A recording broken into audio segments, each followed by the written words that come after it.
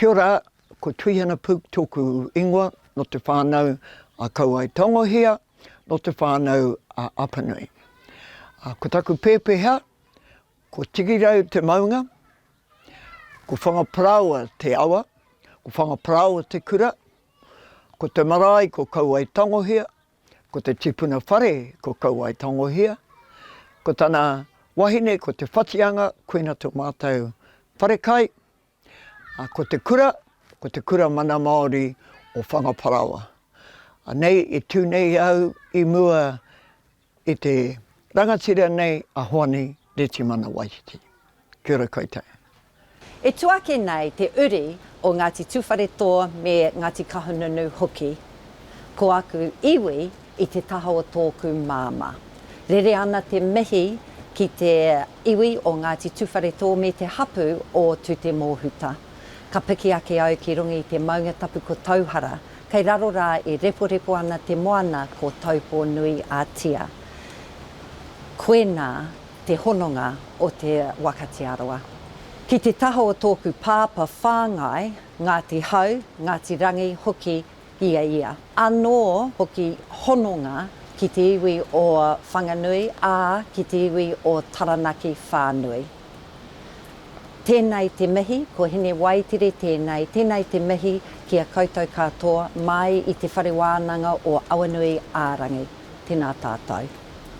Kia ora tātou, ngā mihi nui ki a tātou katoa. Ko wai tēnei, ki te taha o tōku māma, ko Taranaki te maunga, ko Waiau te awa, ko Kura hupo te waka, ko Taranaki, ko Ngāti Kahungunu, ko Muaūpoko ngā iwi, ko Ngāti Tamorongo te hapu, ko Ōrimi Piko, ko Parihaka ngā marae, ko Ōpunake toku tūranga waiwai.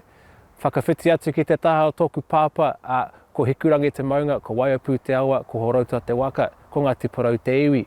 Aha ko era, ko Waitaha, ko Rollison toku kāinga I nānei, ko matua Tihirangi Brightwell toku ingoa, he Kaikōrero Māori, kapahaka me te kiorahi ahau ki te kura tuarua o Waihora. Nō reira, tēnā tātou katoa.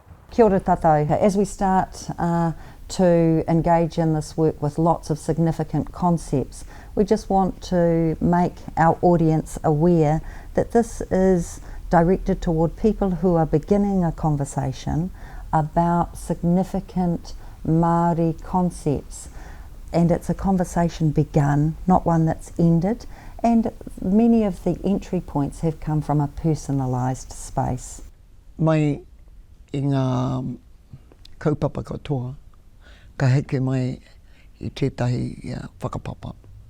Ko ngā whakapapa, ka hono atu ki ngā kupu. Katoa pēnei I te tūranga waiwai, rangatiratanga, kaitiakitanga, ngā taonga, o tātou tikanga hoki. Ko ēnei katoa ka hono ki ngā kaupapa katoa kei te whakahaeretia. Nō reira, kare ko atu, kare ko mai. Ko te kaupapa te mea nui. All of the kaupapa that are discussed are enormous kaupapa to discuss.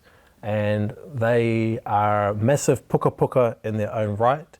And we are able to talk about them in a way that is speaking to our kaiako and those in the education system. Well, we can do that because we have got the knowledge from those who have gone before us, who have handed on this knowledge to us. So there's a massive amount of kōrero to be had. And for whānau out there, he timatanga noa iho tēnei.